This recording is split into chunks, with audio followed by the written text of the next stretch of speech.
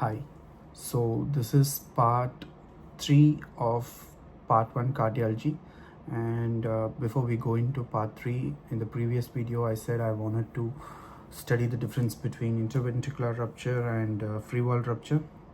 In interventricular rupture, the rupture happens in the septum between the right and left ventricle. In the free wall rupture, the rupture happens in lateral or anterior wall, leaking fluid into the pericardium. There it goes into cardiac tamponade and cardiac arrest and sudden death. And in this,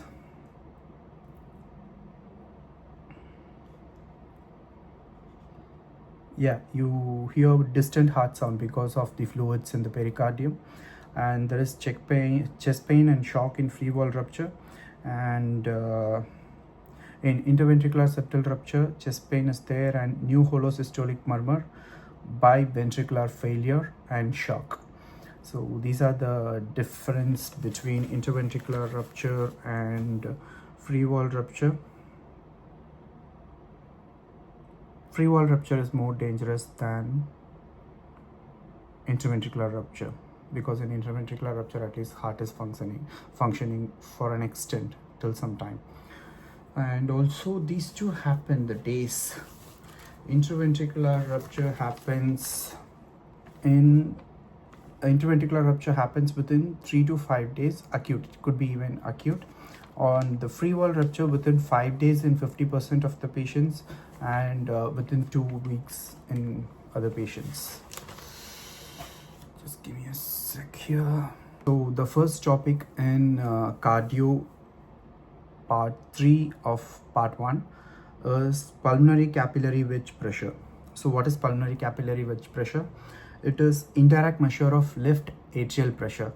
Indirect measure of left atrial pressure, and it approximate left ventricular preload. So how much there is in left atrium, it approximate the left ventricular preload, how much the ventricle is filled, left ventricle is filled.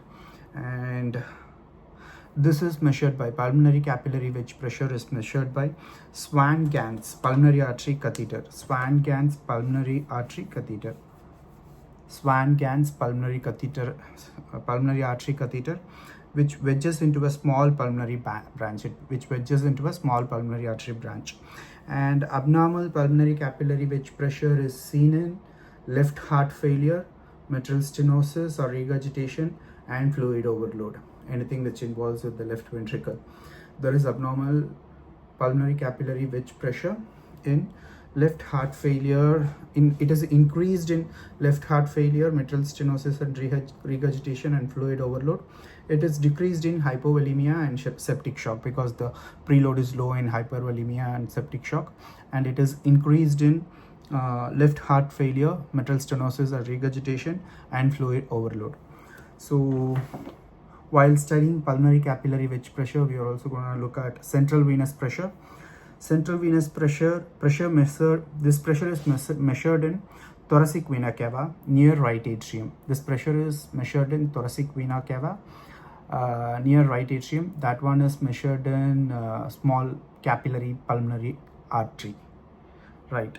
And this measures similarly right atrial pressure and right ventricular preload. The abnormal central venous pressure is seen in right heart failure, fluid overload, cardiac tamponade, tension pneumothorax. The abnormal central venous pressure is seen in right heart failure, fluid overload, cardiac tamponade, tension pneumothorax, and decreased in hypovolemia and distributive septic shock.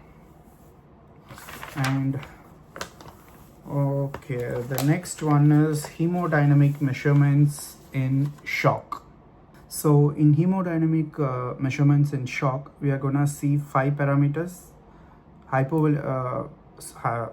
parameters: central venous pressure, right-sided preload, pulmonary capillary wedge pressure, left-sided preload, cardiac index, measure of cardiac output, systemic venous resistance, that is afterload, venous oxygen, mixed venous oxygen saturation. And in these 5, these 5 are increased or decreased in 4 of these parameters. Four of these conditions: hypovolemic shock, which is loss of blood or fluid; cardiogenic shock, which is pump failure; obstructive shock, mechanical obstruction to blood flow; and distributive shock. This is very similar to septic shock, widespread vasodilation. So what happens in hypovolemic shock? Hypovolemic shock, the central venous pressure is high because in hypovolemic shock, the central venous pressure, which is the right-sided preload, is decreased because there is low fluid to be coming into the right atrium and right ventricle. And the pulmonary capillary wedge pressure, which is the left-sided, that is also decreased, of course, because of the loss of fluid. And cardiac index, the measure of cardiac output, is decreased as well because there is no much blood or fluid. And systemic vascular resistance is usually high, as there is no enough fluid. The venous compresses more, venous resistance is more to get more blood. And venous saturation is decreased. Why? Because there is loss of blood and fluid, so the end organs try to extract more oxygen from the venous blood, so the mixed venous oxygen saturation is decreased here. And what happens in cardiogenic shock? There is pump failure, so the central venous pressure is high. So in cardiogenic shock, the central venous pressure is high because the left ventricle does not pump enough blood out into the system. So the right-sided preload increases because the pumping is not enough. And the pulmonary capillary wedge pressure, the left-sided preload, is also increased because there is pump failure, so the blood keeps accumulating in the ventricles. And cardiac index is low, no pumping, no blood flow, no cardiac output. And the systemic venous resistance is high because the end organs are not receiving enough blood, so it increases the resistance to get more blood. And mixed venous saturation here is low as well, very similar to hypovolemic shock. In obstructive shock, mechanical obstruction to blood flow, the right-sided preload is high because obstruction is kind of similar to pump failure. In there is no enough pumping. In here there is some obstruction, so the bloods are not going.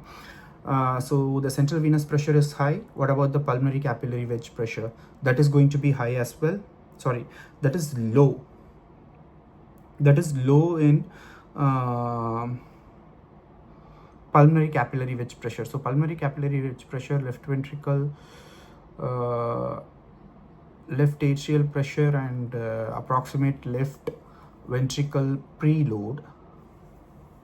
A bit confused. So the pulmonary capillary wedge pressure is decreased in obstructive shock because the ventricle is obstructed and there is only little blood going into the ventricles. However, it is paradoxically sometimes increased because the external compression sometimes equals out the decreased pressure or increase it a little bit. And cardiac index, the heart is not functioning properly, so the cardiac output is low. In all kinds of shock, the cardiac output is low, that's why it's a shock. And the systemic venous resistance is high because there is low cardiac output. And in all in all kind of shocks, the cardiac output is increased. The cardiac output is decreased. In all kind of shocks, the cardiac output is decreased.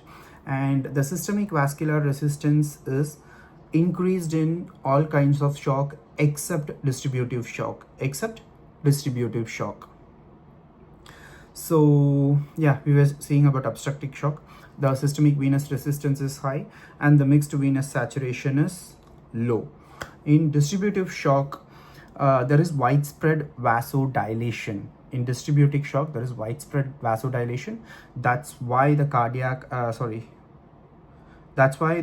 afterload is high. The systemic venous resistance is afterload is low because of the vasodilation.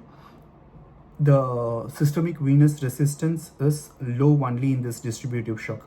Central venous pressure, that is right-sided preload, is low as well. because the systemic venous resistance is low and cardiac output is low as well.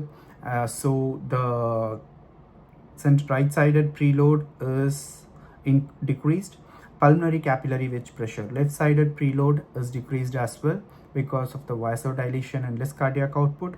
Cardiac index is low and the systemic venous resistance is low due to vasodilation, and oxygen saturation, what is that, systemic mixed venous oxygen saturation is also low because of the organs extracting more oxygen from the blood, and the returning venous has less oxygen. Why this vasodilation in distributic shock is the cardiac, why the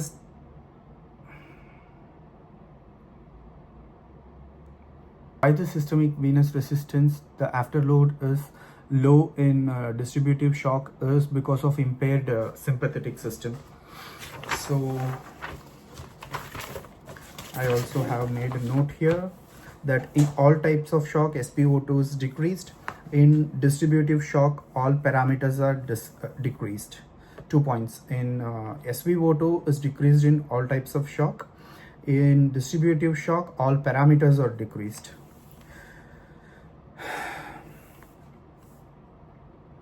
And then I have written down types of shock and examples. Hypovolemic shock is can be due to trauma, GI bleed, dehydration. Cardiogenic shock could be due to MI, severe heart failure, and arrhythmias. Obstructive shock could be due to cardiac tamponade, pulmonary embolism, tension pneumothorax. Distributive shock is due to septic shock, anaphylactic shock, neurogenic shock. What is the neurogenic shock is due to defective sympathetic system, loss of sympathetic tone, usually after spinal cord injury above T6. Usually after spinal cord injury above T6. In all types of shock, BP is low, heart rate is increased, except neurogenic shock where both is low because loss of sympathetic tone, bradycardia. So in all types of shock, BP is decreased and heart rate is increased, except neurogenic shock where both is low because of loss of sympathetic tone. Next topic is abdominal aortic aneurysm. Abdominal aortic aneurysm clinical features are mostly asymptomatic, but there is rapid expansion, dull abdominal back pain, and distal embolization. And once it's ruptured, sudden severe abdominal back pain with or without shock, umbilical or flan hematoma. The risk factors for abdominal aortic aneurysm is advanced age more than 60, smoking, very strongest risk factor for abdominal aortic aneurysm, male sex, hypertension, and history of atherosclerosis or CAD. And the management would be smoking cessation because it's the strongest factor which causes abdominal artery aneurysm, and elective repair for size greater than 5.5 centimeter if the patient is asymptomatic, urgent repair for patient who are symptomatic, and hemodynamically, even if they are hemodynamically stable, emergency repair for patients who are hemodynamically unstable. And two important things about this abdominal artery aneurysm: patients with hypertension mostly have history of hypertension have abdominal artery aneurysm, but however we don't know how they both are correlated. And very interestingly, patients with the DM has less progression with DM or have less progression of abdominal artery aneurysm than patients with without diabetes mellitus, for reasons we don't know. And the next one is conversion disorder. So conversion disorder is a type of psychogenic pseudosyncope, PPS. Conversion disorder is a type of psychogenic syncope, PPS. All syncopes are due to global hypoperfusion. However, psychogenic syncope does not have that. There are types based on the symptoms. Motor symptoms, so motor symptoms of weakness, paralysis, tremor, abnormal gait. Sensory symptom: numbness, blindness, deafness, seizure like pseudo-seizure, non-epileptic attacks. And speech symptoms: aphonia, dysphonia, stuttering. I stuttered during saying that. Mixed type, combination of above. So these are the types of psychogenic pseudo-syncope based on symptoms. The next one is carpalminale, my favorite one. It's my favorite is it always everything related to heart is going on the left side. This is one of the guys who is on the right side. So carpalminale is a pulmonary heart disease. Right, it have right-sided heart failure with pulmonary hypertension. The pathophysiology is that the right side heart failure due to primary pulmonary disorder and absence of left heart disease. Etiology is parenchymal disease, chronic hypoxia, everything related to pulmonary, COPD, cystic fibrosis, interstitial lung disease, obstructive sleep apnea. So these all increases pulmonary hypertension. So the right ventricle is very thin. So to pump against the pulmonary hypertension, they get hypertrophied, and then eventually right ventricle dilation and failure and less cardiac output. So this is what you see in investigation, which I'll come to it later. So after obstructive pulmonary sleep apnea, pulmonary vascular disease, pulmonary embolism are all causes of carpalminale, right ventricular heart failure. The symptoms are dyspnea and fatigue on exertion, exertional angina due to decreased cardiac demand, exertional angina due to decreased cardiac demand. Dyspnea on exertion and also syncope on exertion is that although the pulmonary artery is atherosclerosis, there is atherosclerosis in pulmonary artery. On exertion, the heart rate increases and the oxygen demand increases, but it cannot meet the required oxygen demand, so the angina and syncope. And what do we see on examination in patients with carpalminale is jugular venous distension, peripheral edema, palpable right ventricle heave, which you can see on the left sternal border, and loud P2. What is loud P2? It is a pulmonary sound during the S2. And right ventricle third heart sound. Tricuspid regurgitation and murmur, because eventually because of the right atrial and right ventricle being affected by the pulmonary hypertension, the tricuspid regurgitation and murmur can also happen because of the mismatch between blood coming and coming with hypertension and these things hypertrophied or things. And hepatomegaly with pulsatile liver. Hepatomegaly with pulsatile liver. Why? I'll tell you now. I'll check. So why hepatomegaly and pulsatile liver is that the blood flows back from right ventricle to the right atrium due to tricuspid regurgitation, and this goes into the systemic venous system, eventually reaching the hepatic vein, which causes venous congestion there, which causes hepatosplenomegaly, and the pulsation is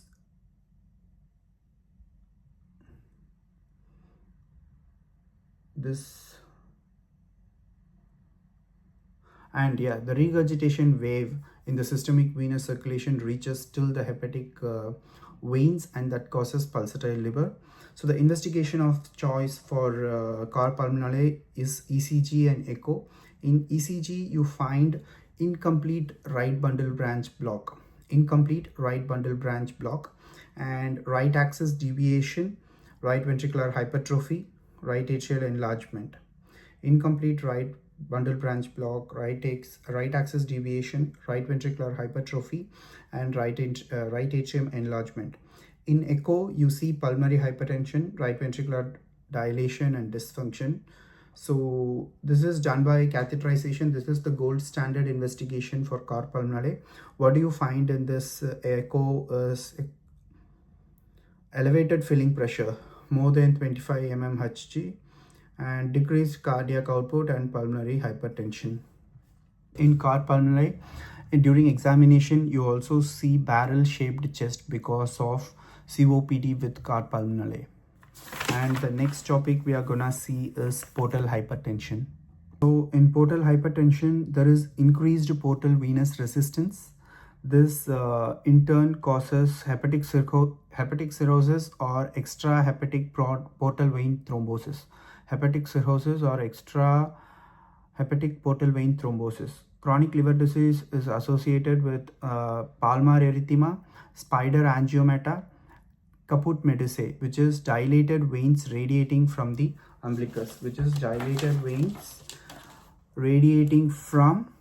umbilicus, I saw a nice picture of this spider angiomata, which I need to go see again. People with portal hypertension also have gynecomastia. Why? Because the damaged liver cannot properly metabolize estrogens. So there is increase in estrogen and decrease in androgen, so gynecomastia. Next topic is cardiac tamponade. It's just only one page. So the next topic is cardiac tamponade. The etiology of cardiac tamponade is blood in pericardial space, maybe due to left ventricular rupture or infection or uremia, pericardial effusion. Clinical signs, Beck triad. Beck triad we also studied in the previous videos. Hypertension, decreased jugular venar pressure and decreased heart sounds. And the systolic blood pressure drops down to decreases by 10 mmHg during inspiration, the systolic blood pressure. The diagnosis is by ECG, chest X-ray, echo. In ECG, you see low voltage QRS complex and electrical alterance, but you don't see this electrical alterance in all the cases. The low volt QRS is due to attenuation of electrical signal by the fluid, and electrical alterance is due to the heart shifting position wise because of the fluids. And chest X-ray has the electrical alterance is very specific of what are we studying now? Cardiac tamponade, but it is not very specific but not sensitive. And why the electrical alterance is because of the I just told that. And there is also low voltage QRS complex. It is moderately sensitive and moderately specific. Electric alterance is specific but not sensitive, more specific. And the low QRS voltage complex is moderately specific and moderately sensitive. Chest X-ray, you see enlarged cardiac silhouette, but this is only in subacute cases, not in acute tamponade. Echo reveals right atrial and ventricular collapse. IVC plethora, which is dilated inferior vena cava that doesn't collapse during inspiration. IVC plethora is that dilated inferior vena cava that doesn't collapse with inspiration. Treatment is IV fluid to increase right-sided preload and drainage via pericardiocentesis or pericardial window. IV fluid to increase right-sided preload and drainage via pericardiocentesis and pericardial window. I have also listed down more causes of cardiac tamponade. Pericarditis, it could be due to viral, bacterial, TB or autoimmune. Post-MI cardiac tamponade is called Dressler syndrome. Trauma or aortic dissection rupture, malignancy, metastasis, uremia, renal failure, hypothyroidism, radiation therapy can all cause cardiac tamponade. Radiotherapy and hypothyroidism is something I want to remember. Radiotherapy and hypothyroidism. The next topic is pericardial lead directions. V1, V2 is mostly negative. V3, V4 is transition biphasic, both positive and negative. R wave and S wave are equal in size. V5, V6 is mostly positive. I also saw this trick, Hooper's trick, to see which leads are looking at which part of the heart, which I'll just show you. So this is the Hooper's trick.